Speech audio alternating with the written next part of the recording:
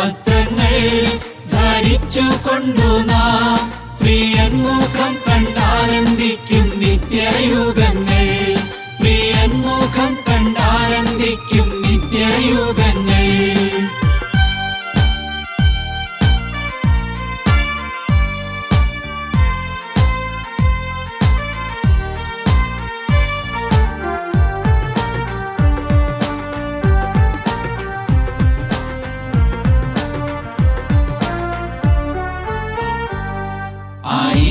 ആയിരം ദൂതന്മാർ ശുശ്രൂഷ, ആയിരം ദൂതന്മാർ ശുശ്രൂഷ ലഭിക്കുമെന്റെ പ്രിയനുമായി വാഴും സമയം. ലഭിക്കുമെന്റെ പ്രിയനുമായി വാഴും സമയം. നിത്യാനന്ദത്താലൻ ഹൃദയമാദിനം, നിത്യാനന്ദത്താലൻ ഹൃദയമാദിനം കവിഞ്ഞൊഴുകും വന്നതി പോൽ ബഹുദൂരമായി. കവിഞ്ഞൊഴുകും വന്നതി പോൽ ബഹുദൂരമായി.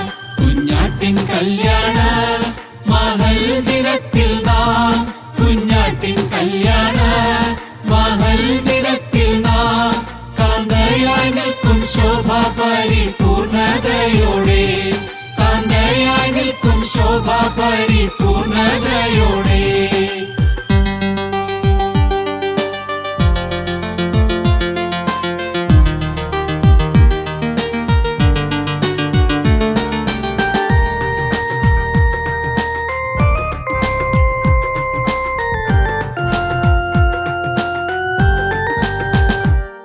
കാന്തനും കാന്തയും കല്യാണശാലയിൽ, കാന്തനും കാന്തയും കല്യാണശാലയിൽ എണ്ണമില്ലാത്ത ശുദ്ധർ മധ്യേ വാഴും ചന്തമായി.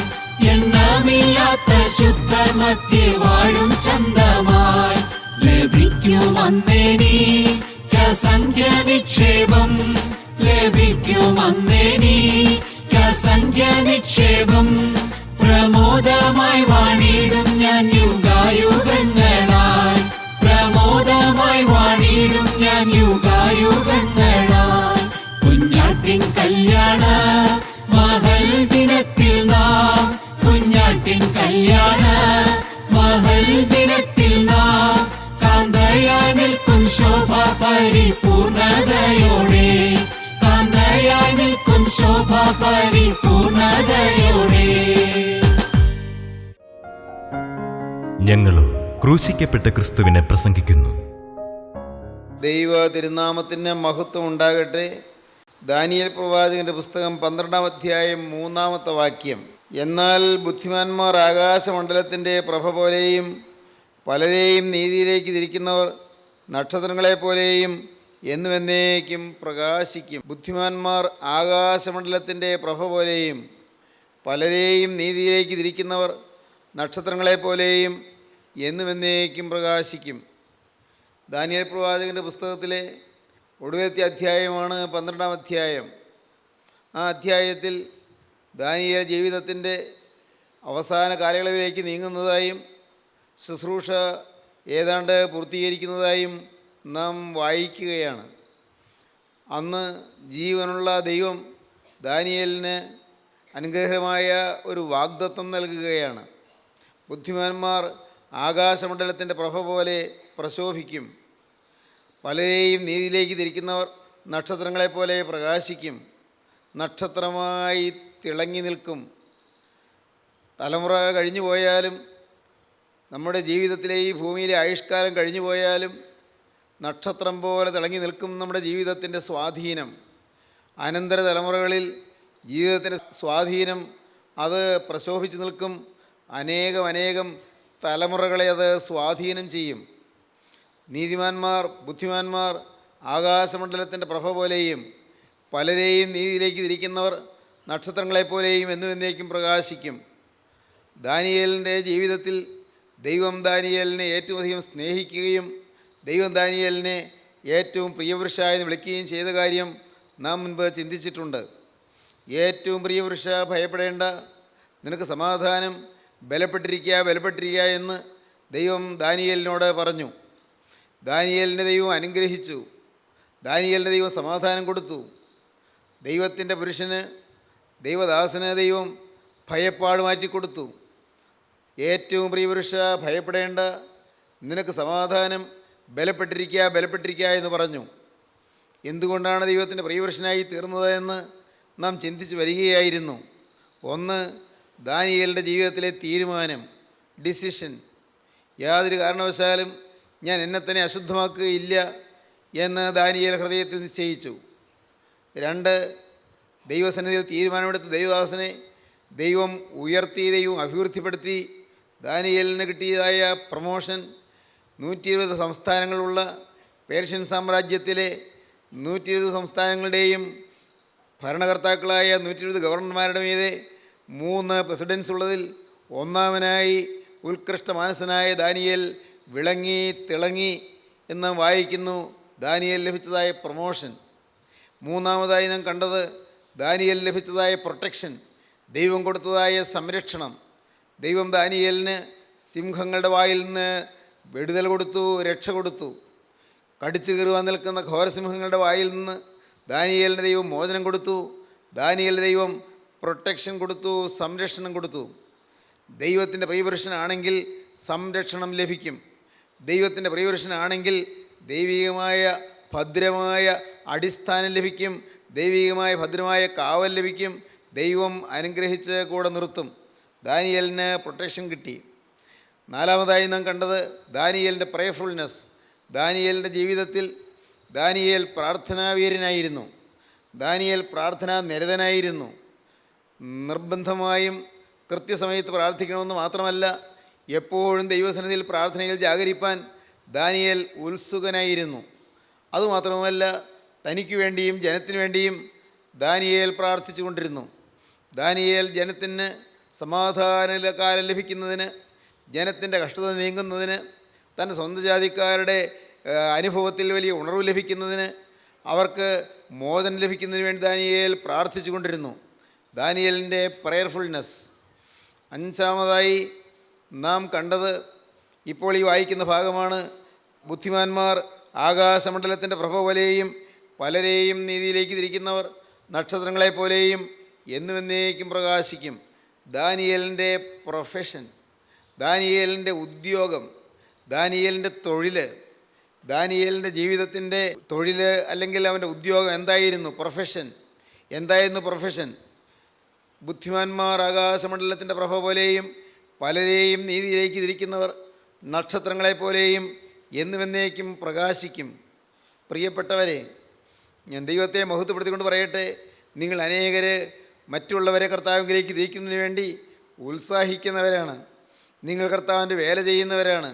കർത്താവിൻ്റെ വേലയ്ക്ക് വേണ്ടി ഓടുന്നവരാണ്. കർത്താവിൻ്റെ വേലയുടെ സുഗമമായി നടത്തുന്നതിന് വേണ്ടിയും ദൈവരാജ്യത്തിൻ്റെ പ്രചരണത്തിന് വേണ്ടിയും നിങ്ങൾ അധ്വാനിക്കുന്നവരാണ്. നിങ്ങൾ ക്ലേശം സഹിക്കുന്നവരുണ്ട്, ത്യാഗം സഹിക്കുന്നവരുണ്ട്, നിന്നേൽക്കുന്നവരുണ്ട്, ആക്ഷേപം സഹിക്കുന്നവരുണ്ട്, പരിഹാസ ശരങ്ങളേറ്റ് ഉള്ളം നോവുമ്പോഴും പുഞ്ചിരിച്ചുകൊണ്ട് കർത്താവിൻ്റെ വേല ചെയ്യുന്നവരുണ്ട്. ദൈവത്തിന് സ്തോത്രം. കല്ലേറേറ്റു എന്ന് പറയുന്ന അക്ഷരപ്രകാരം കല്ലേറ് കൊള്ളുന്നില്ലെങ്കിൽ പോലും വാക്കുകൾ കൊണ്ടുള്ള ഭീകരമായ കല്ലേറുകളും ശരങ്ങളുമേറ്റ് വലയുന്നവരുണ്ട്. എന്നാൽ അതേസമയം സന്തോഷത്തോടെ അതെല്ലാം ഏറ്റുവാങ്ങുന്നവരുണ്ട്. പ്രിയപ്പെട്ടവരെ, കർത്താവിൻ്റെ വേല ചെയ്യുക അതൊരു വലിയ ഭാഗ്യമാണ്, അതൊരു വലിയ പദവിയാണ്. ദൈവത്തിന് സ്തോത്രം. സ്നേഹിതരെ, നിങ്ങളോട് പറയട്ടെ, നിങ്ങൾ അനേകം പേര് ഉത്സാഹത്തോടെ ദൈവവേലയ്ക്ക് വേണ്ടി ഇറങ്ങി പുറപ്പെട്ടവരാണ്. കർത്താവിൻ്റെ വേലയ്ക്ക് വേണ്ടി വീടും നാടും വിട്ട് നിങ്ങൾ പല സ്ഥലങ്ങളിലേക്കും പോവുകയും കർത്താവിൻ്റെ വേല ചെയ്യുകയും വീടുകൾ തോറും കയറി ഇറങ്ങി യേശുക്രിസ്തുവിൻ്റെ സുവിശേഷം പറയുകയും ചെയ്തവരാണ്. ഞാൻ ദൈവത്തെ മഹത്വപ്പെടുത്തട്ടെ. ദൈവത്തിന് സ്തോത്രം. ദൈവതിരുനാമം മഹത്വപ്പെടട്ടെ. പ്രിയപ്പെട്ടവരെ, കർത്താവിൻ്റെ വേല അങ്ങനെ നിർവിഘ്നം നടന്നു വരികയാണ്. അപ്പോസ്തല പ്രവൃത്തികളുടെ പുസ്തകത്തിൻ്റെ ഒടുവിലത്തെ അധ്യായത്തിൻ്റെ ഒടുവിലത്തെ ഭാഗം പറയുമ്പോൾ നിർവിഘ്നം ദൈവവേല ചെയ്തുകൊണ്ടിരുന്നത് കാണാം. വിഘ്നം കൂടാതെ, തടസ്സം കൂടാതെ ദൈവവേല ചെയ്തുകൊണ്ടിരുന്നു. അപ്പോസ്തലന്മാർ നിർവിഘ്നം, വിഘ്നം കൂടാതെ ദൈവവേല ചെയ്തുകൊണ്ടിരുന്നു. ദൈവവേലയ്ക്ക് തടസ്സം ഇല്ലെന്നല്ല പറഞ്ഞതിൻ്റെ അർത്ഥം. ദൈവവേലയ്ക്ക് തടസ്സമുണ്ട്. ദൈവവേലയ്ക്ക് അതിൻ്റെ പിന്നിൽ വലിയ ത്യാഗമുണ്ട്. ദൈവവേല ചെയ്യുന്നവർക്ക് വലിയ പ്രതിസന്ധികളുണ്ട്, വലിയ പ്രശ്നങ്ങളുണ്ട്. ഒരു വലിയ ത്യാഗോജ്വലമായ വേലയാണ് ദൈവമക്കൾ ചെയ്യുന്നത്. എത്രയെത്ര ആക്ഷേപങ്ങളാണ് ഏൽക്കുന്നത്. ഒട്ടും അറിയാത്തതായ കാര്യങ്ങൾ നമ്മുടെ മേൽ ലോകം ആരോപിച്ചു എന്ന് വന്നേക്കാം, കിംവദന്തികൾ പരത്തിയെന്ന് വന്നേക്കാം, വ്യാജ പ്രസ്താവനകൾ പ്രചരിച്ചു എന്ന് വന്നേക്കാം. ദൈവത്തിന് സ്തോത്രം. എന്നാൽ നിങ്ങളെക്കൊണ്ട് എല്ലാത്തിന്മേയും കളവായി പറയുമ്പോൾ നിങ്ങൾ ഭാഗ്യവാന്മാർ. മനുഷ്യർ നിങ്ങളെ ദ്വേഷിച്ച് നിന്ദിച്ച് നിങ്ങളുടെ പേര് വിടക്കുക എന്ന് എണ്ണുമ്പോൾ നിങ്ങൾ ഭാഗ്യവാന്മാരെന്ന് ആദ്യത്തെ പ്രസംഗത്തിൽ തന്നെ നമ്മുടെ കർത്താവ് പറഞ്ഞു. പേര് വിടക്കുക എന്ന് എണ്ണുന്നു, നമ്മെ അധിക്ഷേപിക്കുന്നു, നമ്മെക്കുറിച്ച് ഇല്ലാത്തത് പറയുന്നു. പക്ഷേ ഒരു വലിയ ഭാഗ്യം എന്താണ്? നിങ്ങളുടെ പ്രതിഫലം സ്വർഗത്തിൽ വലുതാകൊണ്ട് സന്തോഷിച്ച് ഉല്ലസിപ്പീൻ. സ്വർഗത്തിൽ വലിയൊരു പ്രതിഫലമുണ്ട്. നിത്യനായ ദൈവത്തിൻ്റെ സന്നിധിയിൽ വലിയൊരു പ്രതിഫലമുണ്ട്. ദൈവത്തിൻ്റെ വേലക്കാരായി തീരുക എന്തൊരു ഭാഗ്യ പദവിയാണെന്നോ. ദൈവത്തിന് സ്തോത്രം. ദൈവത്തിൻ്റെ വലിയ നാമം മഹത്വപ്പെടട്ടെ. ഞാൻ ചിലപ്പോഴെല്ലാം ഓർക്കുകയും അപൂർവ അവസരങ്ങൾ പറയുകയും ചെയ്തിട്ടുള്ളൊരു കാര്യം ഇപ്പോൾ എൻ്റെ മനസ്സിലേക്ക് തികട്ടി വരുന്നു. ഞാൻ എൻ്റെ ജീവിതത്തിൽ 17-ാമത്തെ വയസ്സിൽ മാനസാന്തരപ്പെട്ടു. അധികം താമസിയാതെ തന്നെ ഞാൻ ദൈവത്തിൻ്റെ വേല ചെയ്യാനുള്ള ഉത്സാഹത്തോടെ പുറപ്പെട്ടു. ഞാൻ വീട് വിട്ടില്ല, ഞാൻ ഇവിടെ കുടുംബം വിട്ടില്ല. പക്ഷേ ഞാൻ എൻ്റെ കർത്താവിന് വേണ്ടി വേല ചെയ്യുവാനുള്ള ഉത്സാഹത്തോടെ പുറപ്പെട്ടു. ദൈവത്തിന് സ്തോത്രം. പിന്നീട് തുടർന്ന് അതിന് ശേഷമാണ് എൻ്റെ പഠിത്തം നടക്കുന്നത്, എൻ്റെ ജോലി ലഭിക്കുന്നത്. ജോലി ചെയ്തുകൊണ്ടിരിക്കുമ്പോൾ തന്നെ ഞാൻ കർത്താവിൻ്റെ വേലക്കാരനായിരുന്നു. ദൈവത്തിന് സ്തോത്രം. ഞാൻ എൻ്റെ ജോലി ഉഴപ്പിയിട്ടില്ല. ഭാഗ്യവശാൽ എൻ്റെ ജോലിയിൽ ഞാൻ ഏറ്റവും വിശ്വസ്തയോടെ നിന്നു. കഠിനമായി ഞാൻ അധ്വാനിച്ചു. വളരെ കൃത്യമായി ഞാൻ ജോലി ചെയ്തു. എന്നാൽ എനിക്ക് ഏറ്റവും വലിയ ആനന്ദം തന്നിരുന്നത് കർത്താവിൻ്റെ വേലയാണ്. വലിയ പ്രമോദമായിരുന്നു അത്. യേശുക്രിസ്തുവിൻ്റെ തിരുവചനം പറയുന്നത് വലിയ പ്രമോദമായിരുന്നു. നിങ്ങൾ ചിലർക്ക് അറിയാവുന്നതുപോലെ ഞാൻ പലപ്പോഴും 3:30 ഞങ്ങളുടെ ക്ലാസ് വിട്ടാൽ കോളേജിൽ നിന്ന് ഞാൻ മറ്റ് സ്ഥലങ്ങളിലേക്ക് ദൈവത്തിൻ്റെ വേലയ്ക്ക് വേണ്ടി പോകുമായിരുന്നു. രാത്രി വളരെ വൈകിയാണ് പിന്നെ വീട്ടിലെത്തുന്നത്. ദൈവത്തിന് സ്തോത്രം. ഞാൻ ഓർക്കുന്നു, വടവുകോട് രാജർഷി ഹൈസ്കൂളിൽ ഞാൻ അധ്യാപകനായിരിക്കുമ്പോൾ ഞാൻ ചെന്ന ആ ആഴ്ചയിൽ തന്നെ ഞാൻ അവിടെ ഒരു ബൈബിൾ ക്ലാസ് തുടങ്ങിയ കുട്ടികൾക്ക് വേണ്ടി. ദൈവത്തിന് സ്തോത്രം. ഞാൻ സന്തോഷത്തോടെ ഓർക്കുകയാണ്. ഇതൊന്നും അഭിമാനമായിട്ടാണോ ഞാൻ പറയുന്നത്? എന്നാൽ ഞാൻ നന്ദിയോടെ പറയുകയാണ്. കർത്താവിൻ്റെ വേല ചെയ്യാൻ എനിക്ക് ദൈവം ഭാഗ്യം തന്നു. ദൈവത്തിന് സ്തോത്രം. ഞാൻ 1964 കോളേജിൽ അധ്യാപകനായി ചേരുന്നത്. 1995 31 വർഷം അധ്യാപകനായതിനു ശേഷം കോളേജിൻ്റെ പ്രിൻസിപ്പലാകുമ്പോൾ അന്ന് രാവിലെ ഇവിടെ ഈ ഇരിക്കുന്ന ദൈവമക്കളെല്ലാം ഒരുമിച്ച് ഞാൻ ഇരുന്ന് പ്രാർത്ഥിച്ച്, എല്ലാവരും കൂടി പ്രാർത്ഥിച്ച് എന്നെ പ്രിൻസിപ്പലാകാൻ എന്നെ പറഞ്ഞു വിടുകയാണ് ചെയ്തത്. 1995 ഏപ്രിൽ മാസം 1-ാം തീയതി പ്രിൻസിപ്പലാകാനായിട്ട് ചാർജ് എടുക്കാൻ ഞാൻ പോകുമ്പോൾ ഞാൻ ഇങ്ങനെ പ്രാർത്ഥിച്ചു: കർത്താവേ, ഞാൻ വിശ്വസ്തയോടെ എൻ്റെ ജോലി ചെയ്തു കൊള്ളാം. എന്നാൽ എൻ്റെ കരുണയുള്ള കർത്താവേ, ഞാൻ വിശ്വസ്തയോടെ ജോലി ചെയ്യും.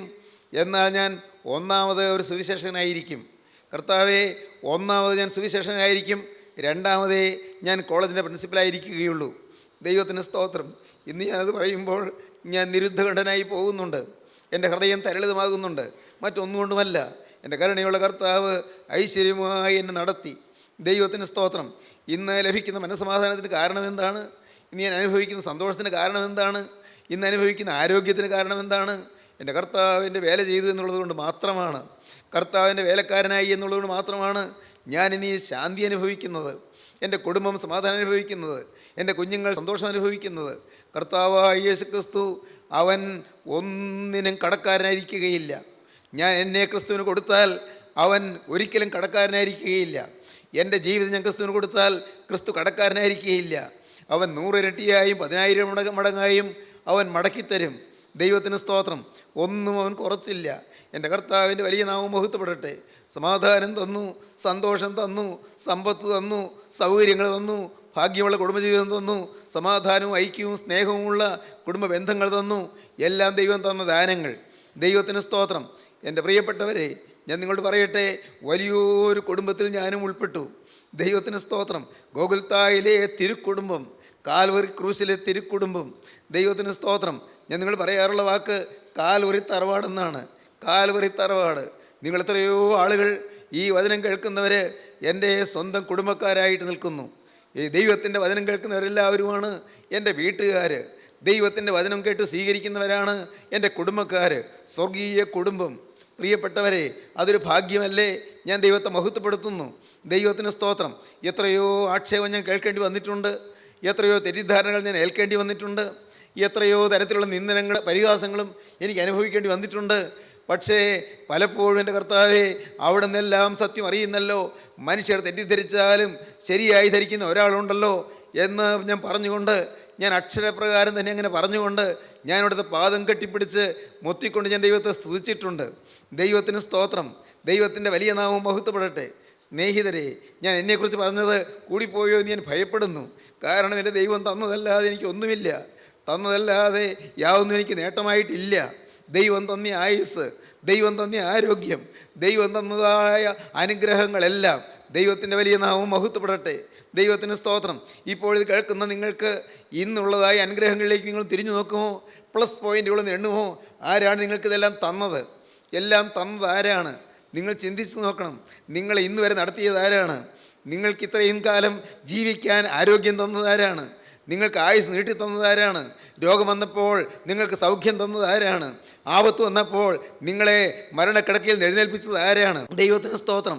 ഒരു അദൃശ്യകരം പ്രിയപ്പെട്ടവരെ നിങ്ങളെ പിടിച്ചുയർത്തുകയായിരുന്നു. ഒരത്ഭുതകരം നിങ്ങളെ താങ്ങുകയായിരുന്നു. ഇന്നുവരെയും ആ കരം നിങ്ങൾ നടത്തിക്കൊണ്ടിരിക്കുകയായിരുന്നു. നിങ്ങൾ അറിഞ്ഞില്ല ജീവനുള്ള ക്രിസ്തുവിൻ്റെ കരം നിങ്ങളെ താങ്ങിയെന്ന്.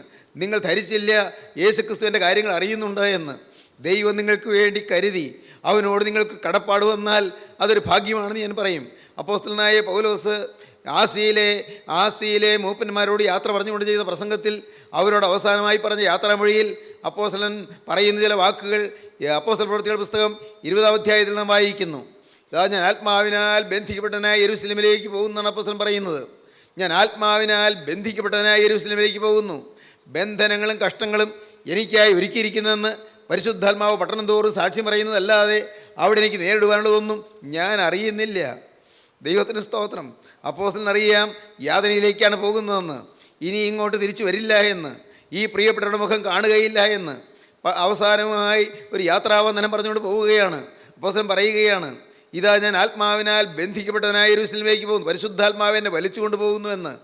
പരിശുദ്ധാത്മാവ് എന്നെ വലിച്ചുകൊണ്ട് പോകുന്നു. I am drawn out irresistibly by the Holy Spirit. ഞാൻ അപ്രതിരോധ്യമായ ശക്തിയാൽ പരിശുദ്ധാത്മാവിനെ വലിച്ചുകൊണ്ട് പോകുന്നു ഞാൻ അനുഭവിക്കുന്നു. I'm drawn out irresistibly by the Holy Spirit. പരിശുദ്ധാത്മാവിനെ വലിച്ചുകൊണ്ട് പോകുന്നു. ഇതാ ഞാൻ ആത്മാവിനാൽ ബന്ധിക്കപ്പെട്ടനായ യെരൂശലേമിലേക്ക് പോകുന്നു. ബന്ധനങ്ങളും കഷ്ടങ്ങളും എനിക്കായി ഒരുക്കിയിരിക്കുന്നതെന്ന് പരിശുദ്ധാത്മാവ് പട്ടണം തോറും സാക്ഷ്യം പറയുന്നതല്ലാതെ അവിടെ എനിക്ക് നേരിടുവാനുള്ളതൊന്നും ഞാൻ അറിയുന്നില്ല. എങ്കിലും ഞാൻ എൻ്റെ പ്രാണനെ വിലയേറിയതായി എണ്ണുന്നില്ല. ദൈവത്തിന് സ്തോത്രം. എൻ്റെ പ്രാണൻ, ഈ പ്രാണൻ ജീവിച്ചിരിക്കണമെന്നുള്ളത് വിലപ്പെട്ടതായി ഞാൻ കാണുന്നില്ല. എങ്കിലും ഞാൻ എൻ്റെ പ്രാണനെ വിലയേറിയതായി എണ്ണുന്നില്ല. എൻ്റെ ഓട്ടവും ദൈവകൃപയുടെ സുവിശേഷത്തിന് സാക്ഷ്യം പറയേണ്ടതിന് കർത്താവായ യേശു തന്ന ശുശ്രൂഷയും തേക്കണമെന്നേ എനിക്കുള്ളൂ. എനിക്ക് വേറൊരു പരിപാടിയില്ല എന്ന്. ദൈവത്തിന് സ്തോത്രം. എത്ര അനുഗ്രഹീതമായ പ്രസ്താവനയാണത്. എൻ്റെ ഓട്ടവും ദൈവകൃപയുടെ സുവിശേഷത്തിന് സാക്ഷ്യം പറയേണ്ടതിന് കർത്താവായ യേശു തന്ന ശുശ്രൂഷയും തേക്കണമെന്നേ എനിക്കുള്ളൂ. പ്രിയപ്പെട്ടവരെ, നിങ്ങളെ വിട്ടു പോകുന്ന ഞാൻ ഒരു കാര്യം അറിയുന്നു, ഇനി നിങ്ങൾ എൻ്റെ മുഖം കാണുകയില്ല എന്ന് ഞാൻ അറിയുന്നു. ദൈവത്തിന് സ്തോത്രം. പ്രിയപ്പെട്ടവരെ, അപ്പോസ്തലനവരോട് യാത്രാവന്ദനം പറയുമ്പോൾ പറയുകയാണ്, എനിക്ക് വിലപ്പെട്ടത് ഈ ഭൂമിയിലെ പ്രാണനല്ല, ഈ ഭൂമിയിലെ ആയുസ്സല്ല, വലിയൊരു ലക്ഷ്യത്തിലേക്ക് നിത്യനായ ക്രിസ്തു എന്നെ നടത്തിക്കൊണ്ടിരിക്കുന്നു. ക്രിസ്തു എന്നെ വലിച്ചു കൊണ്ടുപോകുന്നു. ക്രിസ്തുവിൻ്റെ ആത്മാവ് എന്നെ വലിച്ചുകൊണ്ട് എന്നെ ബദ്ധപ്പാടോടെ കൊണ്ടുപോകുന്നു. ദൈവത്തിന് സ്തോത്രം. ഈ ആത്മഭാരം നിങ്ങൾക്ക് വരുമ്പോൾ നിങ്ങൾ ക്രിസ്തുവിൻ്റെ വേലക്കാരായിത്തീരും. ദൈവത്തിൻ്റെ വലിയ നാമം മഹത്വപ്പെടട്ടെ. സഹോദരങ്ങളെ, ആ മുന്തിരിത്തോട്ടത്തിന് ഉടമസ്ഥൻ വേലക്കാരെ വിളിച്ചാക്കേണ്ടതിന് പുറപ്പെട്ടു എന്ന് കർത്താവ് ഒരു ഉപമ പറയുന്നുണ്ട്. മുന്തിരിത്തോട്ടത്തിന് ഉടമസ്ഥൻ 3-ാം മണി നേരത്ത് പുറപ്പെട്ടു, 6-ാം മണി നേരത്ത് പുറപ്പെട്ടു, 9-ാം മണി നേരത്ത് പുറപ്പെട്ടു, 11-ാം മണി നേരത്ത് പുറപ്പെട്ടു. നോക്കുക, ഈ യജമാനൻ എപ്പോഴും വേലക്കാരെ വിളിച്ചാക്കിക്കൊണ്ടിരിക്കുകയാണ്. എപ്പോഴും ഉണ്ട് ചന്തസ്ഥലത്ത് മെനക്കെട്ട് നിൽക്കുന്നത്. 3-ാം മണി നേരത്ത് ചെല്ലുമ്പോൾ അവർ ചന്തസ്ഥലത്ത് കുറേ ആളുകൾ മെനക്കെട്ട് നിൽക്കുന്നുണ്ട്. 6-ാം മണി നേരത്ത് ചെല്ലുമ്പോൾ അപ്പോഴും ഉണ്ട് ചന്തസ്ഥലത്ത് ചില ആളുകൾ. 3-ാം മണി നേരം എന്ന് പറഞ്ഞാൽ രാവിലെ 9 മണിയാണ്. 6-ാം മണി നേരം എന്ന് പറഞ്ഞാൽ ഉച്ചയ്ക്ക് 12 മണിയാണ്. 9-ാം മണി നേരത്ത് ചെല്ലുമ്പോഴും ആളുകൾ ചിലർ മെനക്കെട്ട് നിൽക്കുന്നു. ഉച്ച കഴിഞ്ഞ് 3 മണിയായി, പണിയൊന്നുമില്ല, പണിയാൻ വേല സ്ഥലമില്ല, പണിയാൻ ജോലിയില്ല, കൂലി കൊടുക്കാൻ ആളില്ല, ആരും വിളിച്ചിട്ടില്ല, കൊണ്ടുപോകാൻ ആളില്ല, അങ്ങനെ നിൽക്കുകയാണ്. യജമാൻ ചെന്ന് 3 മണി നേരത്തെ ചെന്നപ്പോൾ കണ്ടവരോട് നിങ്ങൾ എൻ്റെ മുന്തിരിത്തോപ്പിലേക്ക് വേലയ്ക്ക് വരുവീനെന്ന് പറഞ്ഞു. അവരെ പോന്നു. ന്യായമായി തരാമെന്നാണ് പറഞ്ഞത്. ന്യായമായി തരാമെന്ന്. ദൈവത്തിന് സ്തോത്രം. അവരെ പോന്നു. അപ്പോൾ കുറേ പേര് പിന്നെ അവിടെ ആ ചന്തസ്ഥലത്ത് മെനക്കെട്ട് നിൽക്കുന്നുണ്ട്. 6 മണി നേരത്തെ ചെന്നപ്പോൾ മെനക്കെട്ട് നിൽക്കുകയാണ് അവർ. അവർക്ക് പണിയില്ല, അവർക്ക് കൂലിയില്ല, അവർ എന്തു വേണ്ടുമെന്ന് അറിയാൻ പാടില്ലാതിരിക്കുകയാണ്. വേലസ്ഥലമില്ല. അവരോട് പറഞ്ഞു, നിങ്ങളും ചെല്ലുവീൻ എൻ്റെ മുന്തിരിത്തോപ്പിലേക്ക്, ന്യായമായത് തരാം. ഓ, ന്യായമായത് തരാമെന്നാണ് പറയുന്നത്. ന്യായമായത് തരാം. പോയി, അവരും പോയി. പിന്നീട് 9 മണി നേരത്ത് പുറപ്പെട്ടു. ഉച്ചയ്ക്ക് 3 മണിക്ക് ചെന്നു. നിങ്ങളും ചെല്ലുവീൻ എൻ്റെ മുന്തിരിത്തോട്ടത്തിലേക്ക്, ന്യായമായത് തരാം. അവർക്കും ന്യായമായത് കൊടുക്കാമെന്ന് പറഞ്ഞ് അവരും പോയി മുന്തിരിത്തോട്ടത്തിൽ പണിയാൻ, യജമാൻ്റെ മുന്തിരിത്തോപ്പിൽ പണിയാനായിട്ട് പോയി. 11 മണി നേരമായി. വൈകുന്നേരം 5 മണി സമയമായി. ഇനി 1 മണിക്കൂർ കഷ്ടിച്ചേ ഉള്ളൂ പണിക്ക്. അപ്പോഴും യജമാൻ വന്ന് നോക്കിയപ്പോൾ അപ്പോഴും ചിലർ മെനക്കെട്ട് നിൽക്കുന്നു. നിങ്ങളെന്താണ് ഈ പകൽ മുഴുവൻ മെനക്കെട്ട് നിൽക്കുന്നത്? നിങ്ങൾ ഈ പകൽ മുഴുവൻ മെനക്കെട്ട് നിൽക്കുന്നത് എന്ത്? ഞാൻ ആദ്യം ബൈബിളിലെ ഭാഗം വായിച്ച കാലത്ത് അന്ന് ഞാൻ അണ്ടർലൈൻ ചെയ്തു. ഞാൻ എങ്ങനെയാണ് വരച്ചത്? ഈ പകൽ മുഴുവൻ നിങ്ങൾ മെനക്കെട്ട് നിൽക്കുന്നത് എന്ത്? ദൈവത്തിന് സ്തോത്രം. ഈ പകൽ മുഴുവൻ നിങ്ങൾ മെനക്കെട്ട് നിൽക്കുന്നത്, പകൽ മുഴുവൻ മെനക്കെട്ട് നിൽക്കുന്നവർ, ജീവിതത്തിൽ ലക്ഷ്യമില്ലാതെ കഴിയുന്നവർ, മരിച്ചാൽ മതിയെന്ന് ഓർക്കുന്നവർ, നിരാശയിൽ ആണ്ടുപോയവർ, ഭാവിയെക്കുറിച്ചുള്ളതായ എല്ലാ പ്രതീക്ഷകളും അറ്റുപോയവർ, ജീവിതം നാമ്പ് കരിഞ്ഞു പോയവർ, കൂമ്പെടുക്കാൻ സാധ്യമല്ലെന്ന് പ്രതീക്ഷിച്ചിരുന്നവർ, പ്രതീക്ഷ അറ്റുപോയവർ, പ്രിയപ്പെട്ടവരെ, നിങ്ങളെന്തിന് മെനക്കെട്ട് നിൽക്കുന്നു? ഈ പകൽ മുഴുവൻ നിങ്ങൾ മെനക്കെട്ട് നിൽക്കുന്നത് എന്ത്? ദൈവത്തിന് സ്തോത്രം. ഞങ്ങളെ ആരും കൂലിക്ക് വിളിക്കായതുകൊണ്ട് അത്രേ. പാവം അവർ പറയുകയാണ്, ഞങ്ങളെ ആരും വിളിച്ചില്ല, ഞങ്ങളെ ആരും വിളിക്കായതുകൊണ്ട് അത്രേ. യജമാനൻ പറഞ്ഞു, നിങ്ങളും ചെല്ലുവീൻ എൻ്റെ മുന്തിരിത്തോപ്പിലേക്ക്. വൈകുന്നേരം 5 മണിക്ക് അവർ മുന്തിരിത്തോപ്പിലേക്ക് ചെന്നു. അവരും പണിതു. ദൈവത്തിന് സ്തോത്രം. സന്ധ്യയായപ്പോൾ യജമാനൻ അവരെ എല്ലാവരെയും വിളിച്ചു. അവർക്ക് എല്ലാവർക്കും കൂലി കൊടുത്തു. 3 മണി നേരത്ത് വന്നവനും 6 മണി നേരത്ത് വന്നവനും 9 മണി നേരത്ത് വന്നവനും കൊടുത്ത അതേ കൂലി തന്നെ ഈ 11 മണി നേരത്ത് വന്നവനും കൊടുത്തു. ദൈവത്തിന് സ്തോത്രം. എൻ്റെ പ്രിയപ്പെട്ടവരെ, കൂലി അവൻ്റെ കയ്യിലും പ്രതിഫലം അവൻ്റെ പക്കലുമുണ്ട്. അവൻ്റെ വേല ചെയ്യാൻ നിങ്ങൾക്ക് മനസ്സുണ്ടെങ്കിൽ നിങ്ങൾക്കവൻ കൂലി തരും, നിങ്ങൾക്കവൻ വേണ്ടത് തരും, നിങ്ങൾക്ക് ന്യായമായത് തരും. അവൻ അന്യായമായി ചെയ്യുന്നവനല്ല, അവൻ കഠിന മനുഷ്യനല്ല, അവൻ ക്രൂരനല്ല, അവൻ സ്നേഹം നിറഞ്ഞവനാണ്. നിങ്ങളുടെ ജോലിക്കൊത്തതുപോലെ അവൻ നിങ്ങൾക്ക് തരും. നിങ്ങളെ വിളിച്ചവൻ നിങ്ങൾക്ക് തരാൻ മതിയായവനാണ്, നിറപടിയായി തരും. ദൈവത്തിന് സ്തോത്രം. നിങ്ങൾ ഈ പകൽ മുഴുവൻ മെനക്കെട്ട് നിൽക്കുന്നത് എന്തെന്ന് ചോദിച്ചുകൊണ്ട് ഇന്നും ഇതാ കരുണയുള്ള കർത്താവ് നിങ്ങളുടെ അരികത്തുകൂടെ വരികയാണ്. എന്തിനു മോനെ മെനക്കെട്ട് നിൽക്കുന്നു? യഥാർത്ഥമായ വേല എന്തെന്നറിയാതെ, യഥാർത്ഥമായ മൂല്യമുള്ള ജോലി എന്തെന്നറിയാതെ, മൂല്യവത്തായ പ്രവർത്തന പദ്ധതി എന്തായും തിരിച്ചറിയാതെ, കുഞ്ഞെ നീ എന്തിന് വെറുതെ നിൽക്കുന്നു? മോളെ നീ എന്തിന് നിരാശപ്പെട്ടിരിക്കുന്നു? നിൻ്റെ മനസ്സെന്ത് വാടിയിരിക്കുന്നു? മോനെ നിൻ്റെ മുഖം എന്ത് മ്ലാനമായിരിക്കുന്നു? നിൻ്റെ ജീവിതം എന്തിനെ തളർത്തിക്കളയുന്നു? നിൻ്റെ ജീവിതം എന്തിനെ പ്രയോജനമില്ലാത്താക്കി തീർക്കുന്നു? മൂല്യമില്ലാത്ത ജീവിതം എന്ന് പറഞ്ഞുകൊണ്ട്, വിലകെട്ട ജീവിതം എന്ന് പറഞ്ഞുകൊണ്ട് നീ എന്തിന് വിഷമിച്ച് കഴിയുന്നു? ആർക്ക് വേണം എൻ്റെ ജീവിതം? ആർക്ക് വേണം ഞാനൊരാൾ ജീവിച്ചിട്ട്? എന്നെക്കൊണ്ട് ആർക്ക് പ്രയോജനം? ഞാനങ്ങ് മരിക്കുകയല്ലേ നല്ലതെന്ന് പറഞ്ഞ് മോനെ നീ ഇരിക്കുകയാണ്. എന്നാൽ നിൻ്റെ നാഥൻ ഇപ്പോൾ നിൻ്റെ അരികത്തേക്ക് വന്നിട്ട് അവൻ നിന്നോട് പറയുകയാണ്, നീയേ മെനക്കെട്ട് നിൽക്കണ്ട, എൻ്റെ മുന്തിരിത്തോപ്പിൽ വേലയുണ്ട് എന്ന്, എൻ്റെ മുന്തിരിത്തോട്ടത്തിൽ വേലയുണ്ട് എന്ന്. ദൈവത്തിന് സ്തോത്രം. നിങ്ങളും ചെല്ലുവീൻ മുന്തിരിത്തോപ്പിലേക്ക്, ന്യായമായി തരാം. ദൈവത്തിന് സ്തോത്രം. ആരിനി മെനക്കെട്ട് നിൽക്കണ്ട. യേശുവിന് വേലയുണ്ട്, യേശുവിന് വേലക്കാരാവശ്യമാണ്. ഇടം കയ്യേത് വലം കയ്യേത് എന്ന് തിരിച്ചറിയാത്ത ബഹുജനങ്ങൾ, സഭകളെല്ലാം ഉറങ്ങിക്കിടക്കുകയാണ്, സമുദായങ്ങൾ മയങ്ങിക്കിടക്കുകയാണ്, പള്ളികൾ അടഞ്ഞു കിടക്കുകയാണ്. ഞാൻ പറയുന്നത് പുറമെയുള്ള അടഞ്ഞ അവസ്ഥയല്ല പറയുന്നത്. ഹൃദയം അടഞ്ഞിരിക്കുന്നു. സത്യത്തിന് വേണ്ടി തുറക്കപ്പെടാത്ത ഹൃദയങ്ങൾ ഇന്ന് പ്രിയപ്പെട്ടവരെ നാം ചുറ്റുപാടും കാണുകയാണ്. സത്യത്തിൻ്റെ മുഖത്തേക്ക് നോക്കാൻ സാധിക്കാതെ കണ്ണടഞ്ഞിരിക്കുന്ന ഒരു ബഹുഭൂരിപക്ഷം ജനത്തെ നാം കാണുകയാണ്. അതിൻ്റെ മധ്യത്തിൽ സാക്ഷാൽ കണ്ണുകാഴ്ച ലഭിച്ചവരായി രക്ഷകൻ്റെ തിരുവചനത്തിൻ്റെ ആ സ്വർഗീയ സന്ദേശം കൊടുത്തുകൊണ്ട് നാടായ നാടെല്ലാം ഓടി നടക്കേണ്ടവരാണ് നിങ്ങൾ ഓരോരുത്തരും. സ്നേഹിതരെ, യേശു ജീവിക്കുന്നു എന്നുള്ള സത്യം പറഞ്ഞറിയിക്കേണ്ടവരാണ് നാം ഓരോരുത്തരും. യേശു ജീവിക്കുന്നുണ്ട്. 2000 കൊല്ലം മുമ്പ് ഗോകുൽത്തായിൽ മരിച്ച ആ യേശു തീർന്നു പോവുകയല്ല ചെയ്തത്. യേശു ഇന്നും ജീവിക്കുന്നുണ്ട്. അവൻ മോനെ നിന്നെ അറിയുന്നുണ്ട്. അവൻ മോളെ നിൻ്റെ ഹൃദയം കാണുന്നുണ്ട്. കുഞ്ഞെ നിൻ്റെ ആവശ്യങ്ങൾ അവൻ അറിയുന്നുണ്ട്.